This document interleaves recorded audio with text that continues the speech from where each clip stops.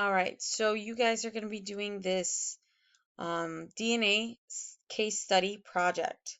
The project is you are going to be, it's down here in the task, you are going to be finding an actual case where DNA profiling was instrumental to solving or exonerating a wrongfully accused person and creating a Google slide presentation to showcase your findings.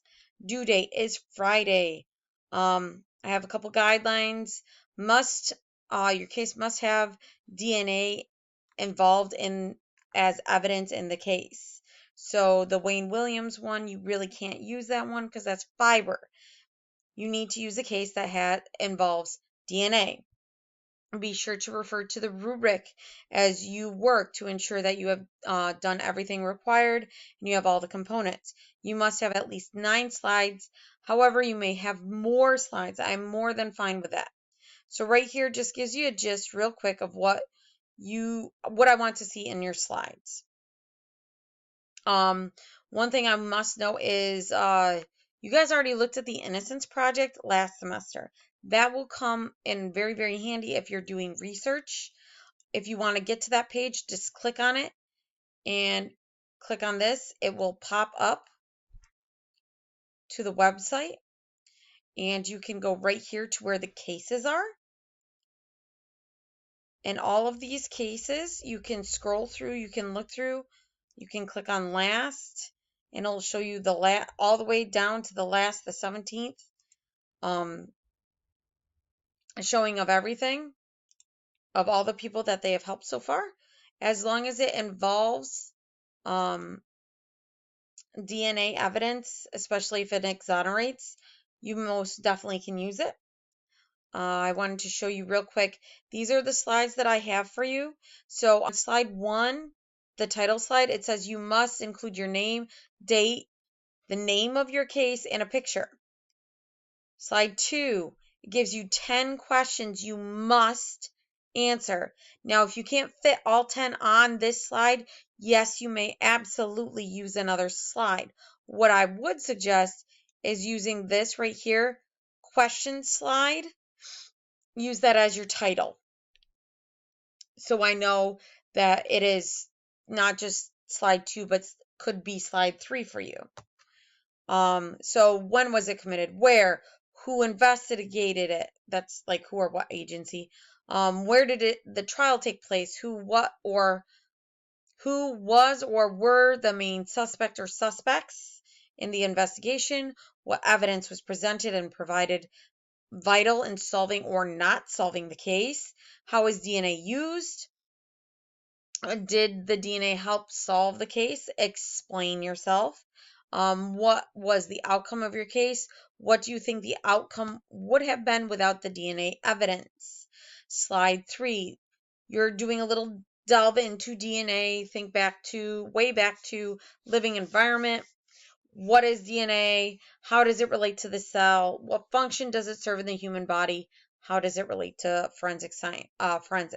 So those 4 questions you need to answer. Slide 4, give me a summary of your case. What was going on with it? 4 to 5 bullets. Don't just say so-and-so did it. This was the trial. Like, give me some backdrop. Give me a summary. Okay?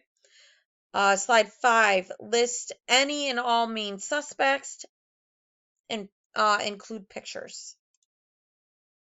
Slide 6, evidence. Use bullets again. List all evidence that was used in your case. Pictures, video clips. Very, very good for you. That's creativity. DNA's influence. How did it impact your case? How did DNA impact your case? You must use 2 to 3 sentences. Complete sentences. Add a graphic or image. Case outcome. Tell me what happened in your case. Explain what happened. You could choose a short video clip or slide. You can hyperlink videos in there real quick if you don't know how to link something. Typically, I choose a word or words. I go over to insert. I go over to link. And then I paste in whatever link that I have copied off of the previous Google search. Last but not least, you're going to have a reference slide. Basically, what I want you to do is you are going to type on here, like 1. I'm going to give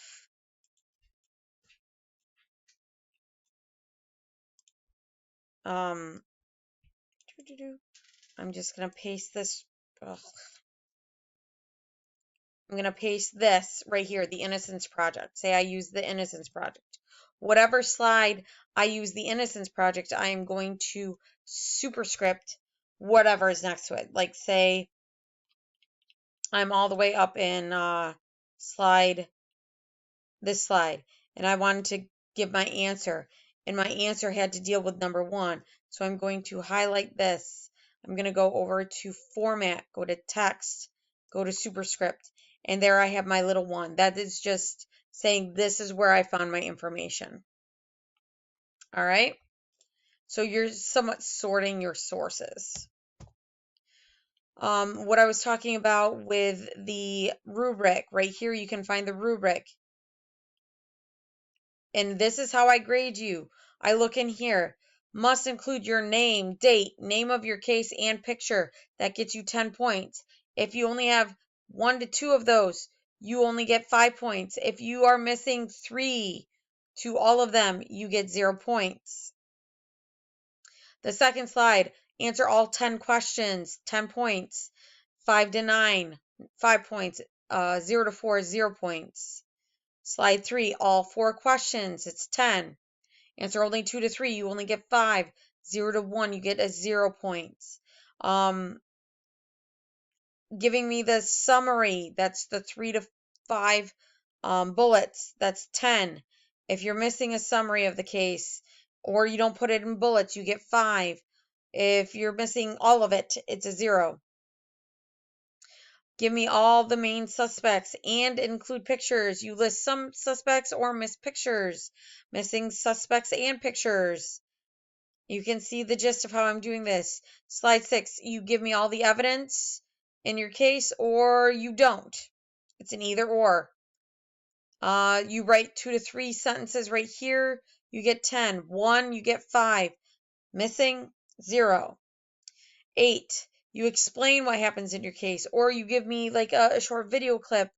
Give me a hyperlink. That gets you 10. You don't do any of it. You get a 0. 9, you're giving credit to your sources and linking them, or you're missing sources. It's an either or. And then finally, I'm going to fix this because that is incorrect. It should say slide 10.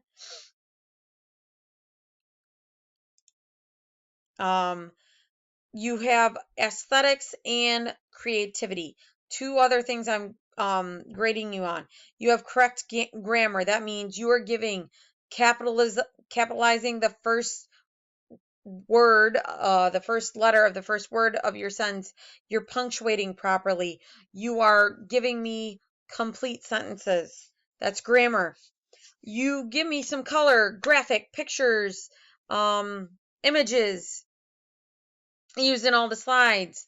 That gets you 10. You screwed up on some grammar, or you're not giving me graphics, pictures on all 10 slides or all 9 slides. And then last but not least, you don't give me anything. That gets you 0. All right. So I'm gonna fix that. It's gonna be it's gonna say create grammar aesthetics instead of slides 9. All right, if you have any questions, please hop on Zoom, let me know. Besides that, hope you guys have a great day.